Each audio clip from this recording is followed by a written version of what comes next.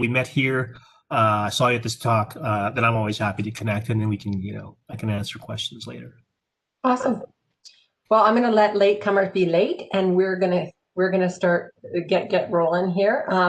So just before we begin, let me just say, as is our tradition, let me begin by honoring and acknowledging that we here in Edmonton are on traditional Treaty 6 territory, an important trading center for the Métis Nation. Today, we're very fortunate to have Arden Tse join us. Arden's a jack of all trades. He used to manage the VMS venture mentoring system for the U of A. He's also co-founder of Prairie Noodle, which unfortunately has made the decision to cease operations. But he is also all about providing startup capital to early stage B2B Alberta-based tech companies through the Accelerate Fund 3, which Yaletown Partners manages with the A100. He's focused on discovering promising startups for co-investment opportunities, performing due diligence, which is shared with angel investors, and working closely with portfolio companies and their teams. So over to Arden. While his presentation is on, I'll ask just to mute your mics, and then afterwards, please unmute and fire away with questions. All right, thanks, Cecile. I'll share my screen in a second here. I know there's a lot of description of my career and such, but I think the easiest way to put it is I've been in and around business, most of my career, and a lot of it has been capital markets. So, connecting money to assets, right, to investments, and I've been lucky enough to do it in multiple asset classes. So, commercial real estate, public equities, and now early stage venture.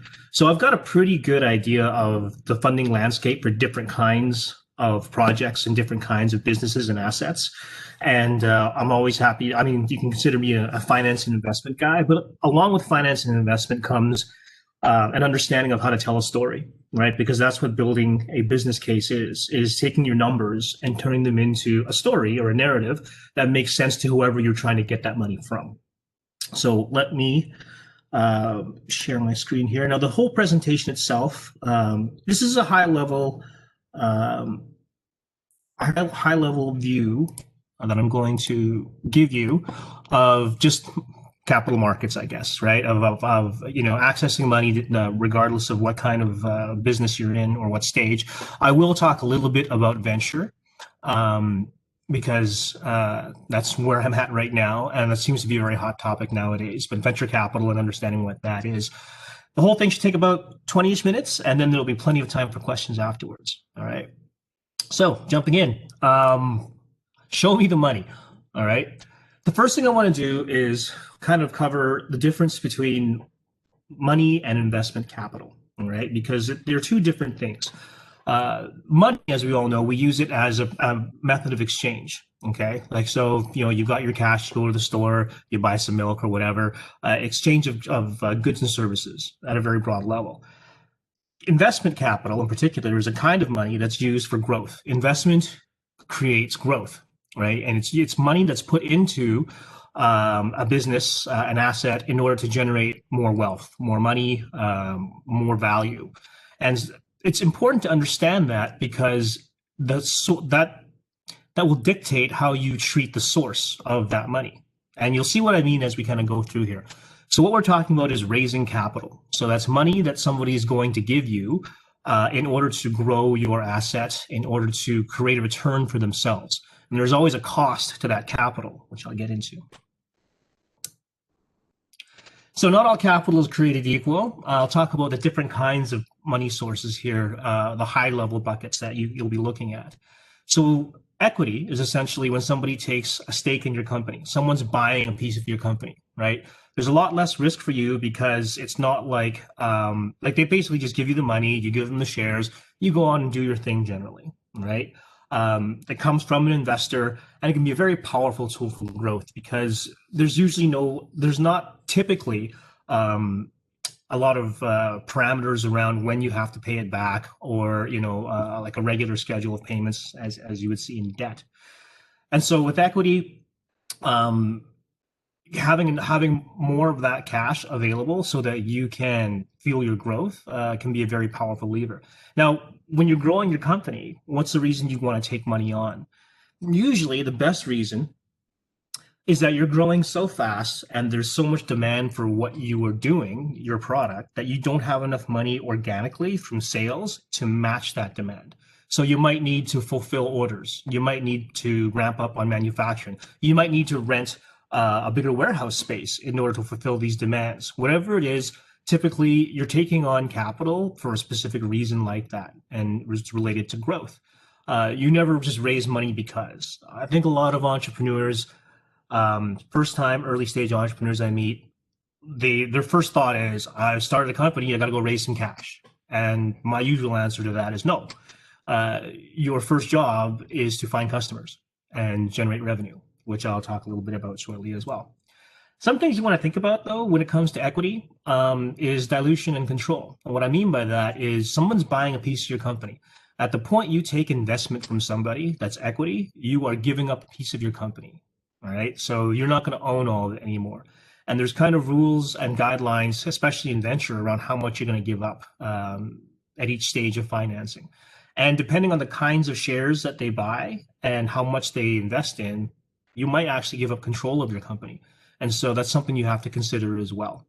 And there's a lot of time and effort involved in raising equity. You know, we call it the investor dating game, but it's full time. On average, if you are a technology startup and you're going out there trying to raise funds, it could take anywhere from 3 to 8 months, even up to a year, depending on the situation. But as a CEO and founder of your company, expect to be putting in, pretty much a full-time effort into raising capital. So, some of the considerations around equity.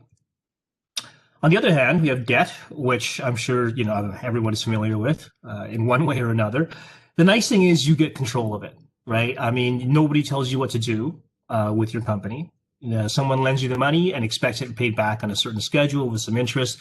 They don't have voting rights. They don't have anything to do with your company other than that. And you have a very finite relationship. So it's, 3-year, 5-year, whatever the term is.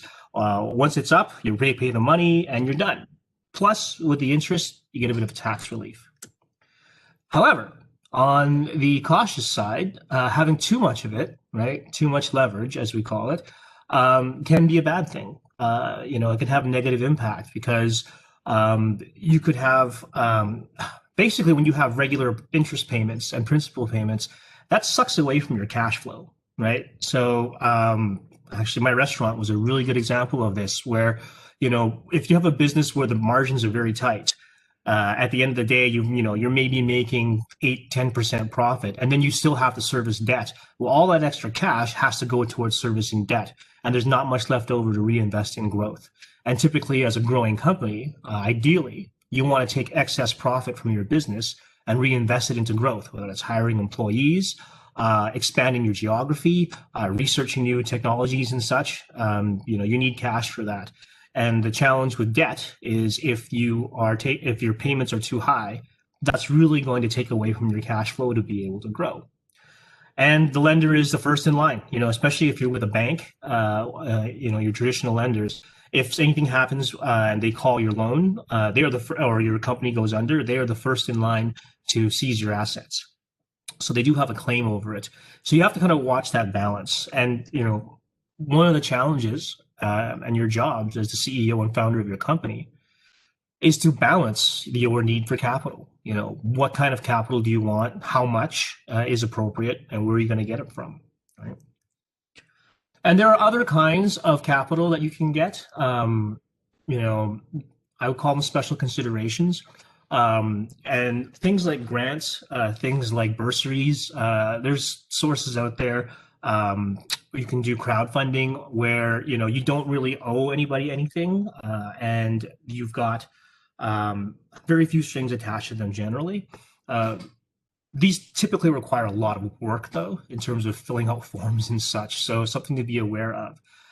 So these three types of capital, you can kind of divide into dilutive and non-dilutive. So dilutive means you're giving up a piece of your company, right? And you're going to get diluted in your ownership. And non-dilutive means no one takes a piece of your company and you maintain control. There's a balance between economics and control. And those are the two main drivers in raising capital that you're going to have to think about. And the situation is, if you're growing fast and you need the capital, then you may need to give up control. There's a saying in angel investing that you can be rich or you can be king, right? You can't be both. And that's generally true for most companies I've seen. All right, well, where do you find all this capital that we're talking about?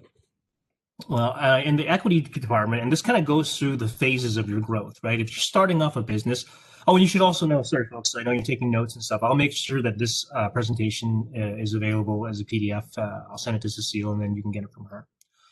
And so as you're growing your company, it doesn't matter what kind of company you're growing, whether it is a restaurant, a retail, a consulting, or a tech company.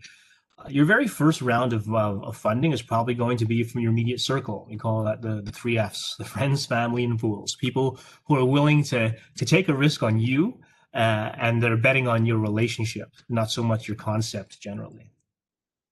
The next kind of stage up from that will be individual investors, angels. You have to remember, in the lifespan of a company, you start off at an idea, and that's the riskiest stage, right, for anybody to get involved in your company. And what your job is over time is to de-risk your company by proving you have a product or a service that people want. And as you grow and generate revenues and become more stable, different kinds of investors will get involved in your journey. And so the ones who are early are taking the highest amount of risk, and they're probably going to want to see the highest return for their cash because of the risk that they're taking. So individual investors who are angels, these are typically people in the community who are high net worth individuals who, maybe have some industry experience in what you're doing. And there's a few networks around the city. Every city has some sort of angel network to tap into, but it is a lot of times is part of your network to find these strangers who don't know you that you can pitch to. And most of them won't invest if you don't have revenue yet. And so a real key thing to do is to start generating revenue, because revenue is proof that you're doing something that people want to pay for. Venture capital. Now I have this highlighted because that's kind of, the thing that's in fashion nowadays and we all hear about in the world of tech investing. Venture capital is the difference between venture capital and angel investing is that angel investors are putting in their own money, right? It's individual private money. They can invest in you for whatever reason they want. They can, it might be because they like you. It could be because they like the industry and they want to learn about it. And they'll have their own reasons. And it can be done very quickly, like on the back of a napkin, or they might need to do a lot of homework on you.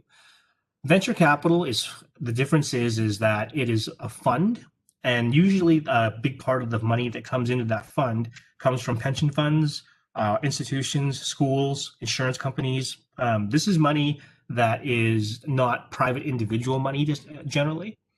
And so that comes with a whole set of rules. And in terms of companies that are suitable for venture capital, it's a very narrow slice. Not every company, even tech company, is necessarily suitable for venture capital. So what happens is, in a venture capital firm, you have a fund that's developed, and it's got an 8 to 10 year lifespan, and that right away drives certain dynamics of what the investor is looking for. Generally, if you are taking money from a venture capital firm or a fund, you have committed to growing really fast. You have committed to selling and exiting your company so that you can return a profit to your investors. More importantly, you've committed to doing that within a specific time frame.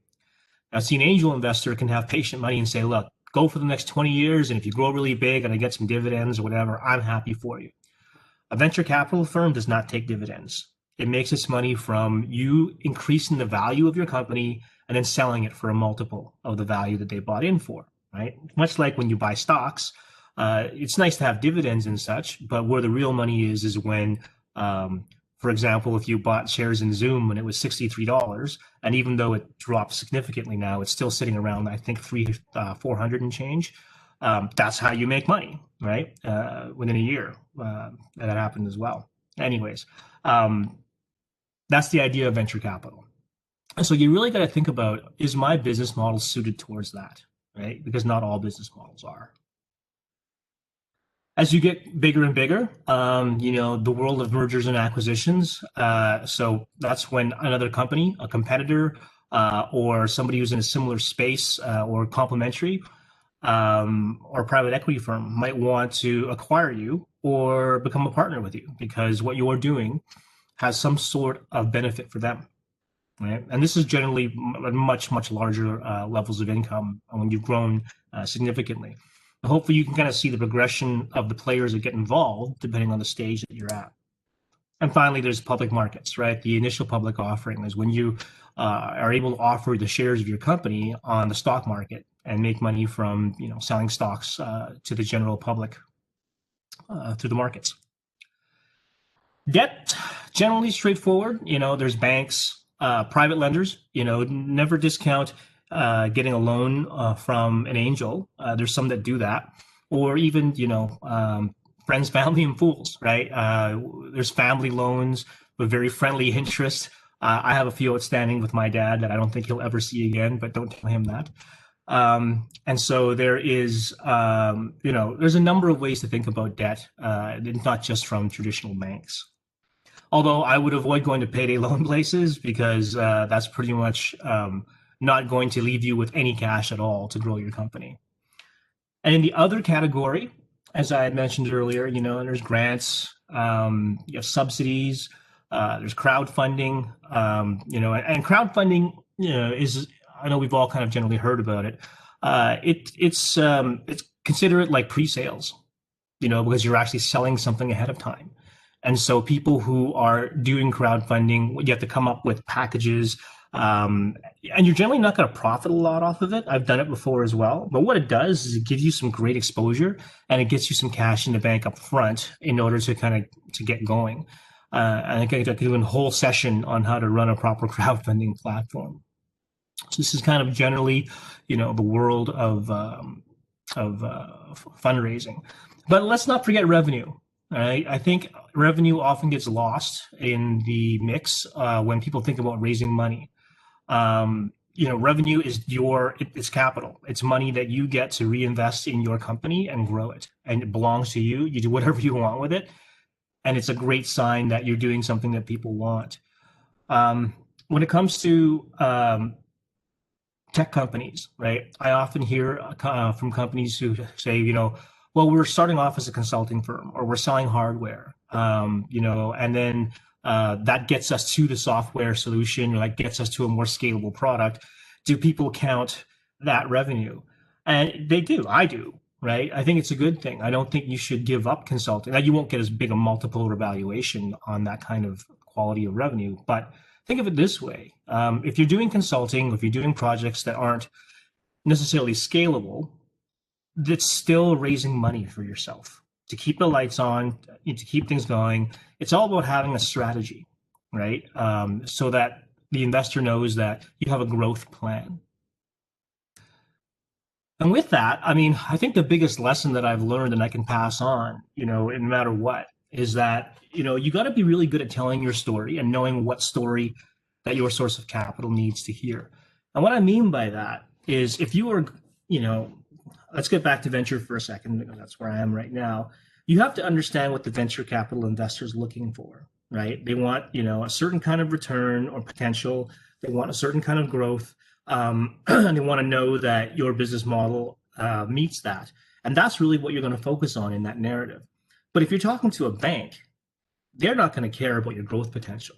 They're going to care that you can service the debt. So the bank is going to be focused more on what's your cash flow scenario like? How do your sales look in the next year or two? Are you going to be able to repay this loan, right? And so it's really important that you understand, like I said earlier, when it comes to understanding that capital is somebody giving you money in order to grow your company, that motivation will dictate the story you tell to them, right? The perspective that they're coming from. And so that's kind of, for me, at a good broad level. I think that for most early stage companies, that should cover, hopefully, the broad landscape of raising capital And as you move along, this is kind of like the what, right? What is it? What are capital markets, and where can you get the money? There's some more esoteric, tools out there now, like initial coin offerings and stuff like that. I'm not going to get into it because they're a very, very niche slice that many of you will probably never touch. And at this stage, I personally would stay away from stuff like that because it's highly unregulated. But I'm always open to talking further in detail. I'm happy to answer questions here and now. And if you have further questions down the road, feel free to get in touch with me on LinkedIn, send me an email. I'll make sure this presentation is available by PDF. And so hopefully I can, all right, stop sharing. All right, people, cameras Oh, on. wow, that's a lot of you. Cameras on, and let's use this opportunity to not only fill our brains with knowledge, but also network with somebody who's very well connected in Edmonton. That would be Ryan. Oh, yeah. So yeah, I mean, hopefully that made sense. And is there anything that I have, that anybody's curious about or I haven't covered? So Arden, I'm interested in your comment about VC being in fashion right now. Do you ever see a time where it will be out of fashion? That's an interesting question. I think, like any other asset class, it really depends on where the economy is at. Money follows opportunities, right? If there's something that's investable. And right now, there's a lot of investable tech startups in Alberta. Our communities have been growing significantly. And as long as there's opportunities, there will be investment. And I think that typically happens when you see a downturn in the economy, entrepreneurship goes on the rise, right? Because people are out of jobs and they need to do their own thing. But I think that, there's absolutely could be conditions under which tech startups might not be as I guess predominant or flourishing as much. For example, if there are significant, well, how do I be delicate about this? There might be political reasons, right, that make it less favorable for startups to be operating here. Or it might be sometimes in a really booming economy and there's a lot of jobs. Let's say oil and gas return to, 2006 levels. Well, I'm pretty sure that tech companies will go by the wayside if that happened anytime soon because people generally go where the money is. And so it's possible. But I think the interesting thing that tech has shown, especially in the pandemic year, is that it's a very resilient sector and that it's not a either or. Tech is there to help support and supplement other industries and to help create a more resilient economy. And that's kind of, what a lot of us are talking about out there. So hopefully it'll never go out of fashion, so I won't be out of work. Ryan, did you want to ask your question or do you want me to read it? Oh, yeah, I didn't quite see the... Sure, no, and Arden, I don't want to, I usually don't like to ask questions because this is for students, but I think the question I have is relevant for everyone. Is really when you're talking, first of all, how do you find angel investors and venture capitalists? Like if you're a student or a budding entrepreneur, how do you connect into that world? And then what kind of, like I know it varies based on industry and context, but what would be the minimum expectations that our initial investors would typically have for return on the money that they would invest in the company? Oh, wow, it's an easy question. No.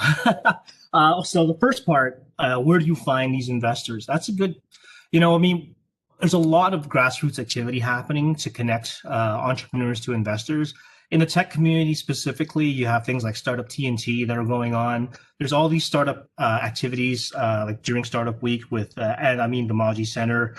The month of October is pretty much devoted to showcasing what's going on in the startup world. So, I would encourage students or people who are in entrepreneurship to attend a lot of those events. Part of it is networking. That's just the real world. There's nobody that's going to hand you a list of here's all the people you're going to contact, and someone might give you some money. As an entrepreneur, you got to go out there and make it happen. And that applies, equally if you're not in tech, right? If you have a different kind of business model that's not in fashion, so to speak, it's still incumbent upon you to go out there and knock on some doors, talk to your network, talk to current investors out there who are in tech and ask them if they know anybody. Investors typically know other investors, right? So I don't think there's any easy answer other than knocking on some doors. It's easier to find tech investors nowadays because we're kind of, we're all out there looking for opportunities. With angels, there's networks, like the Valhalla Angels. And if you look online, there's a website called Angel List, right? And so there's some online resources for you there as well. Venture capital firms are pretty easy to Google. In Alberta, there's not that many of us, especially at early stage. Now, in terms of what's the bare minimum you're looking for, again, it depends on every investor is different. I always like to say, invest is something I learned working in at the pension fund level. Investment is like religion, right? Everybody has their own take on it. You're right if you make money at the end of the day, right? And so don't ever be afraid to kind of, have your own conviction. For a few of you who are finance students, there's a reason why a large pension fund manager like AIMCo, where I used to work, has 4 or 5 different strategies for their public equities, because at different points in the economic cycle, different ones will work, right? And anybody who is in portfolio management will know that diversification is the key to managing risk, not putting all of your eggs in one basket. So what are we looking for? The best thing to do is ask, but, it's really hard if you have no revenue, if you have no proof of life, right? If all you've got is an idea, then you've got to figure out a way to get some customers or to prove that the market wants what you're offering. And often you don't have to develop the tech first, and you don't have to spend thousands of dollars coding and creating the newest, latest software platform. Let's get right down in the heart of it. What are you trying to test? Is there a demand for what I'm trying to solve? And you can do that in so many different ways, by mocking stuff up, doing it manually, using surveys. There's lots of ways to get proof, right? In a way, you're a scientist. You have a hypothesis you're trying to test. So you got to design your tests and your experiments to go out there and prove to investors that, yeah, somebody wants what I'm doing and they're willing to pay for it. That's part one. Part two is that you can show that you can do it in a way and grow in a way that's sustainable, which means you can earn a profit, and that your costs don't scale along with your revenues, right? And that's kind of a definition of product market fit when you get all that working. But the idea is, ideally, you want to have some sort of evidence that you've talked to your customers, I would say, right? And beyond just say, oh, I think this is a great problem to solve. I saw this as a problem. Well, if you're your entire market, that's great. But, you're not the entire market. And if you were, then it wouldn't be a business. You'd just be creating something for yourself. Does that make sense? Hopefully. For everybody, I put the link for Startup TNT in the chat, and their investment summit, which is November 19th, and really, really interesting. So if you're looking at pitching, you'll get to see people pitch. You'll also get to mix with investors. Yeah, there's some really great companies that are pitching, and a lot of investors. What Startup TNT has singularly done as a grassroots movement is bring investors of all kinds and entrepreneurs together in a forum where we actually want to be there. Nobody's paying us to be there. Everybody's motivated by the same thing, and we're all aligned. And so then afterwards, after the pitch, we'll have, I think there'll be a get together on Discord, and you'll get to, there's rooms, like I'll be in one of them, right? And it'll be labeled, so you can go in and meet investors, ask questions. We generally try to make ourselves available because that's to our advantage to know what's going on out there. Yes, have fun, make friends, build companies. I think drink beer was part of it. Yeah. So for those of you who were at our networking event in October, we actually hopped over and were introduced to Startup TNT, and we hopped over to Discord and mixed with Zach and Tyler. Yeah. So Arden, I got another question for you. Sure, Cliff. What's the environment like for raising funds right now in Alberta? Is it good or bad? It's actually better. It's improved quite a bit. So again, speaking particularly from the early stage technology sector, when COVID hit back in April, everybody kind of retrenched, right? And everything just came to a halt. I think that happened in all industries. But what we saw, a lot of venture capital funds and angel investors were more focused on taking care of their own portfolio companies. Some of them need to be shored up with some additional cash. And so raising money in the first half of this year was extremely difficult. And then what we saw was once some certainty came and realizing that, I mean, in our portfolio, half of the companies took off, right, in tech. They became even more relevant than before. Now investors are able to kind of turn their attention back towards investing in new companies. I'm seeing lots of opportunities out there and a lot of active investors. I think, sometimes we hear the adage that there's a lack of a gap in capital here in the province. And I don't think that's necessarily true. I think there's a lack or a gap in expectation and understanding of what each side is looking for and expecting. And that only changes when we get out and talk to each other, or when you come to these events and ask the questions like you are, or get into one-on-one conversations with investors. I mean, we have money. Like my fund has about $16 million, to invest. We're going to invest in about 18, 20 companies. And I'm currently trying to decide I'm juggling about 8 opportunities, and we can do maybe 2 this next quarter. So I think we're seeing a pickup again. And but you have to have something that's investable and something that meets the criteria, right? It's more than just an idea on a napkin.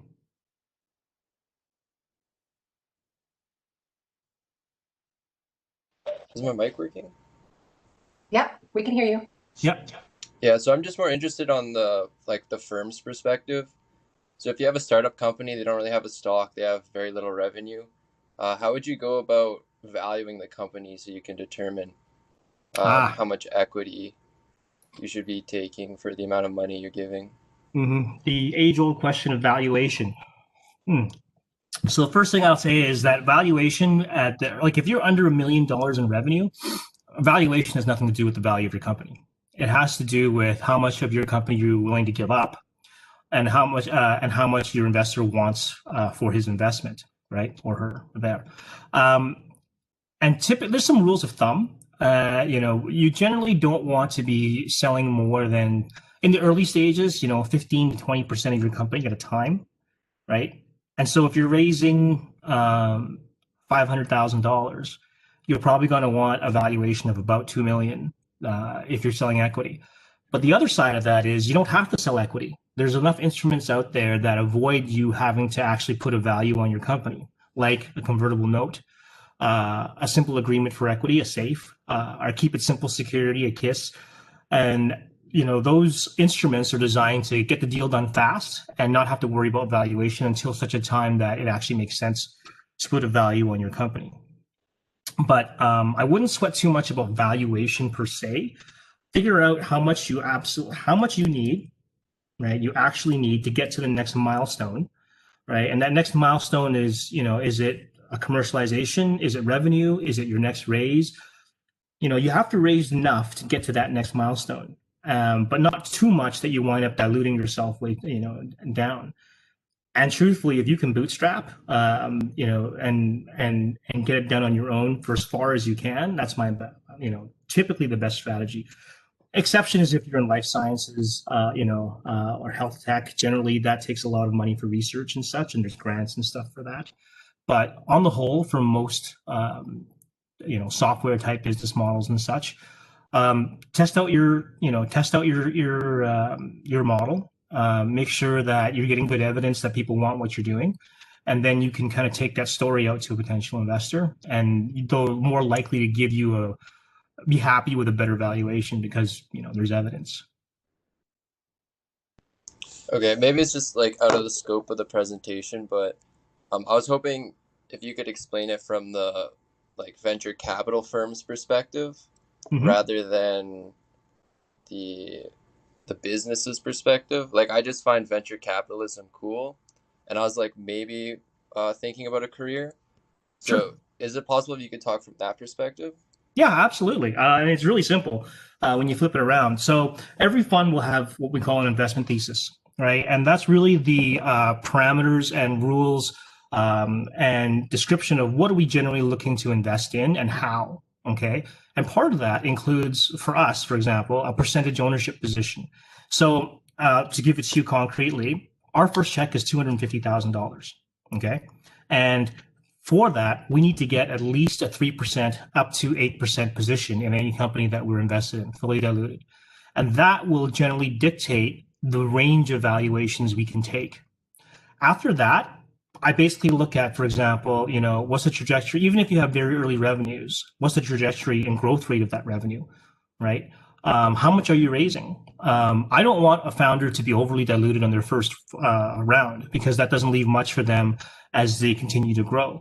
So there's a lot of factors involved from a fund's perspective, but the first thing is, what's my percentage? And the reason why percentage ownership matters to our fund is because we do follow on investment. And, I won't walk you through all the math of it right now, but as we modeled it out, we need to maintain a certain percentage ownership so we can get enough money into the company as it grows, because we will invest in the next round in order to attain the multiple we need and to achieve our fund's return requirements, right? So again, for us, it starts with, well, if I can't get, if for the amount you're raising, for the check and the valuation you're giving me, and a check that I'm writing, if the valuation's too high, meaning I can't get at least a 3% position, then it'll be a pass. It doesn't matter for me how promising your company is, and that's part of the venture thesis. Now, Tyler, if you are interested in further detail, get in touch with me later. We can set up a one-on-one call, and I can walk through some more details with you and strategy on how VCs look at, how we as investors look at valuation. All right, that'd be great. Thank you. My pleasure. I'm encouraged to see more finance and venture-minded people. My goal is to grow the number of professional investor jobs and positions and players in the city. We're hiring an analyst, so that's a first. I'm interviewing 4 of them, I think, at the end of the month. So it's a start. It's a start, one job at a time. Are you taking new grads? Well, we haven't opened, but we wound up getting some because venture is really difficult to get into. We got some very competitive resumes, and I think because of the nature of the job and the industry, we're going to get, let's just say, we're going to get some good value for the salary we're able to pay an analyst to start. So, new grads are welcome, but it's been very competitive, I'll just say. Nothing wrong with competition. But again, I'm always happy to talk to budding finance professionals. I am one myself, someone who's not an accountant. I think in Edmonton, when people ask me about a career in finance and investment, I usually ask them if they're willing to be in accounting, because that's generally what finance means in Edmonton. There's not a lot of us frontline investment managers around. And so anybody who's interested in a career in that, I'm always happy to talk. Like I said, I spent a number of years at AIMCo. I spent a number of years in a lot of front office investment positions, and I was lucky enough to do so. Is there any more questions? Anybody have any other questions? Yeah, I have another question, Cliff here. Yeah. Arden, just like a little information about your Accelerate fund. It has a business-to-business software as a service climate focus. Yeah, so that is my video frozen. It looks frozen on mine. Okay, hang on a second. I'm going to. Yeah, we're just not seeing your face right now, but your name shows up. That's a lovely shot of my face. Hang on, I'm just going to stop the video and start it again. Hang on. I think I have frozen.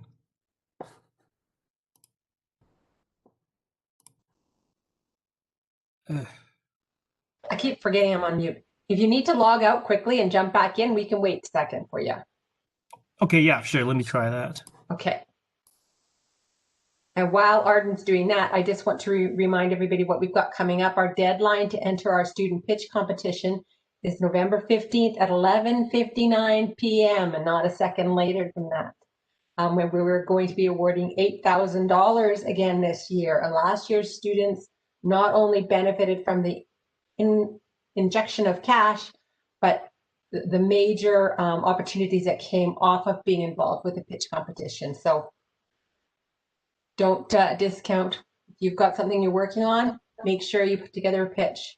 And the next week on Monday, we have HLH Chartered Accountants in to do the 8 Deadly Wastes. You're in twice now. but that's okay. Okay. All right. I'm duplicated, but never imitated or something like that. Right. So, oh yeah. So kind of the background thesis of our fund stems from Yaletown Partners itself. Yaletown's idea is in the intelligence industry. Uh, there is, we're interested in looking for digitization of industry.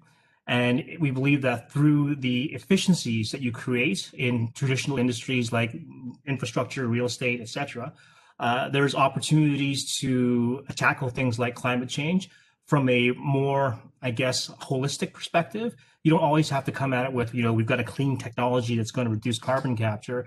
It might be, I'll give you an example. I was looking at a company who they have a remote communication system where, say, you're a service provider, like you fix ovens, right?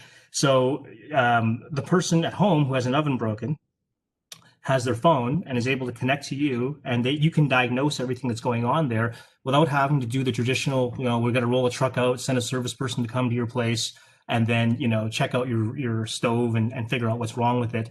And you have to wait at home for 4 or 5 hours and such. So they're actually reducing the number of trucks that have to be on the road and increasing the productivity of the entire industry in that way. Well, that directly leads to carbon reduction, right? And that's a really great kind of a model that provides multiple benefits. So that's kind of the broad idea of Yaletown's theories. With Accelerate Fund, we recognize we're a bit more limited in terms of we're focused on Alberta and we're industry agnostic generally. There are some industry we want to invest in, but it has to be B2B and based here, based here in Alberta. That's the general idea.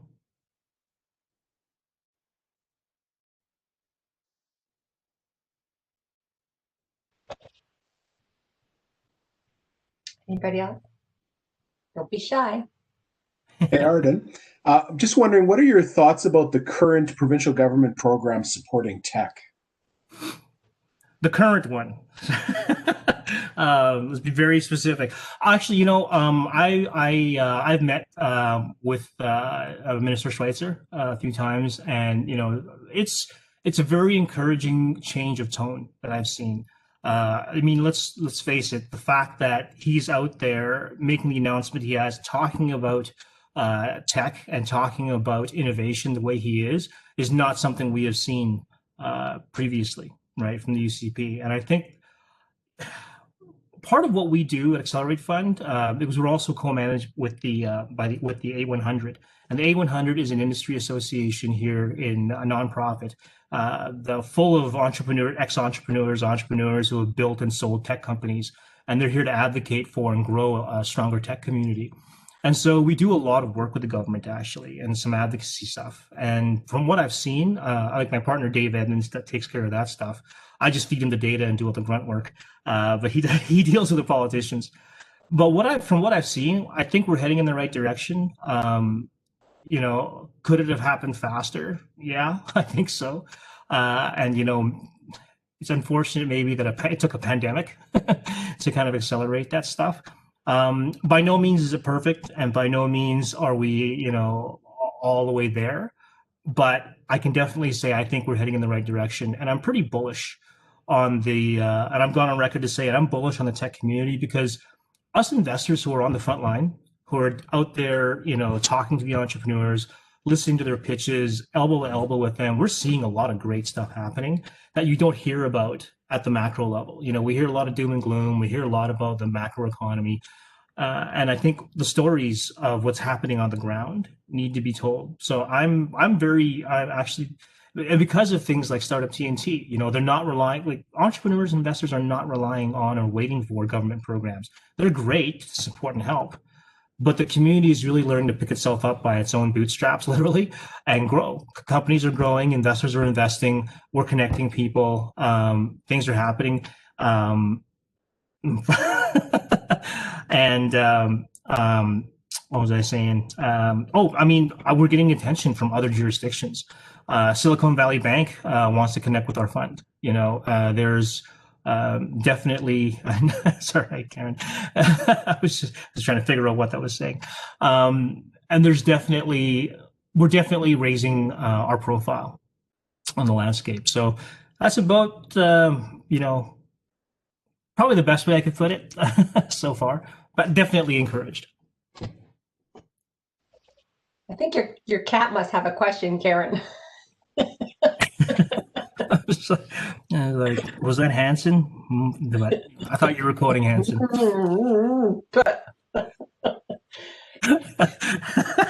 That was a cat. Okay. That's never happened to me before on a call, and I got to say that's going to make a great story. Any more questions? What about the people on this video conference call? What will the chances be of them getting a grant from government source?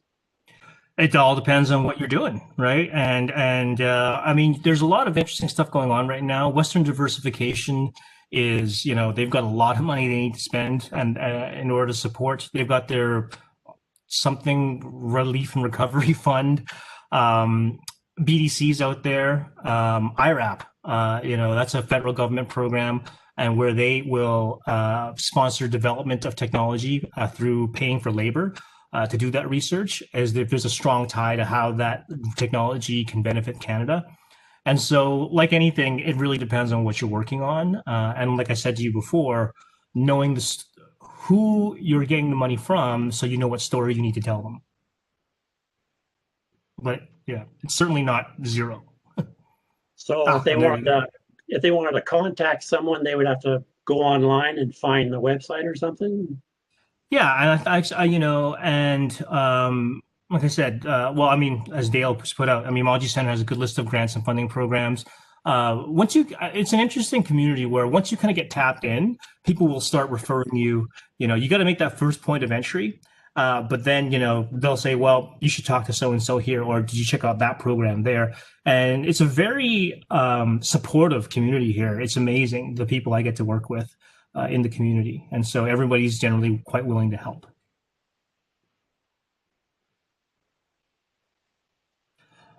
Well, yeah. Sorry.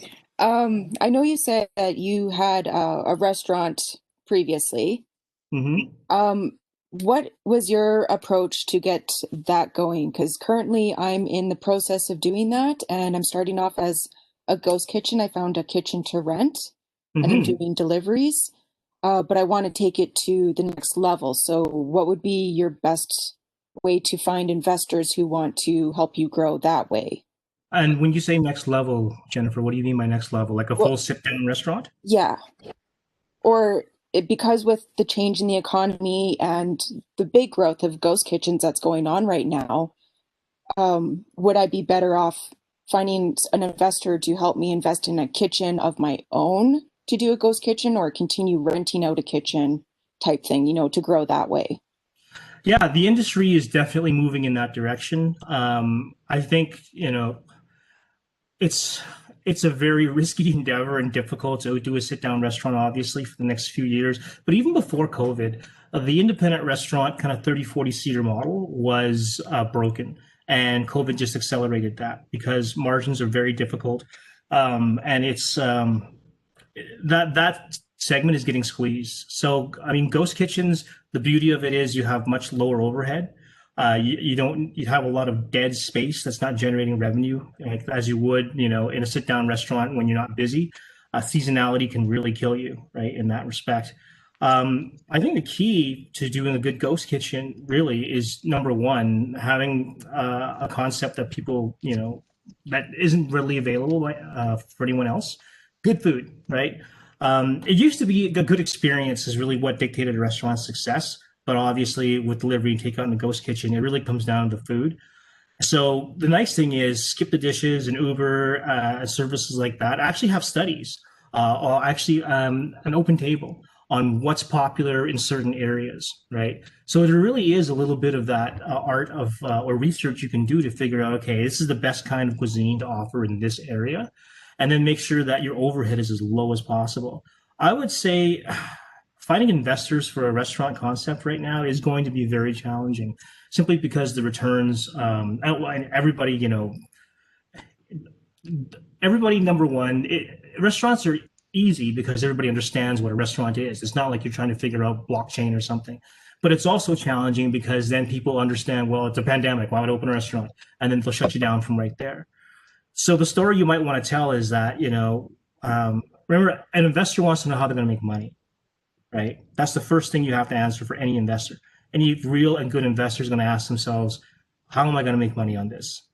So you want to be able to show them a growth plan that's going to either, we're going to grow this and then sell it, or, we should be profitable enough that I can start giving you dividends. That's the idea. At this early stage, the way we did it, right, for Prairie Noodle Shop was we did pop-ups. And we invited our investors to come in and experience the pop-ups. So they saw the demand. They saw the people that were coming and they understood the concept. And so they invested with us based on that. So if there's any way you can demonstrate, and truthfully, I don't know that I would rush to buy the kitchen equipment. If you can rent for now and keep your overhead low, like I said, focus on revenue, focus on getting some money in the bank, and focus on getting through the next year of the pandemic. And when we have more foresight into where the industry is going to go, then you can kind of think about growth and expansion plans. But if you've got a couple of staff, you've got a good location, you're paying low rent, and you're able to just start building your presence, work with that. And that's probably the best advice I can give you as a former restaurateur. And Jennifer, we now have Dale Show working with us half-time. And he can work with you as an alum. You recently graduated, so you can get your mentorship and your coaching, your one-on-one coaching through the Maji Center now that you previously wouldn't have been able to. So I can connect you guys. That'd be great. Thank you. No problem. Nate was a big supporter of our restaurant. Ernest let us do our pop-up there, and they've been, really helpful over the years. So I can't say enough about your program there. Right, well, I want to give you folks back your lunch hour. Thanks so much for spending it with me here. Hopefully it was helpful. And again, feel free to get in touch if you have any further one-on-one questions. I know some of you, like I said, Tyler, you're interested in a career in venture capital potentially. I feel free. Get in touch and we'll try to make some time when we can. The race at the end of the year is going to be pretty tight, so it might not be till January we get to talk. But like I said, get in touch and we'll figure it out. Make sure when you send that LinkedIn request to add a personalized note. That's really, really important to everybody. So can you all join me in thanking Arden for his time? Thank you so much, Arden. Really, really, really, really, really appreciate you taking this time, especially when you're not 100% right now. So thank you so much. And everyone, I will be sending a short survey. So if you don't mind taking a minute to complete it afterwards. Have a great afternoon, everybody. You too. Thank you. Thanks, Arden. Really appreciate it. My pleasure.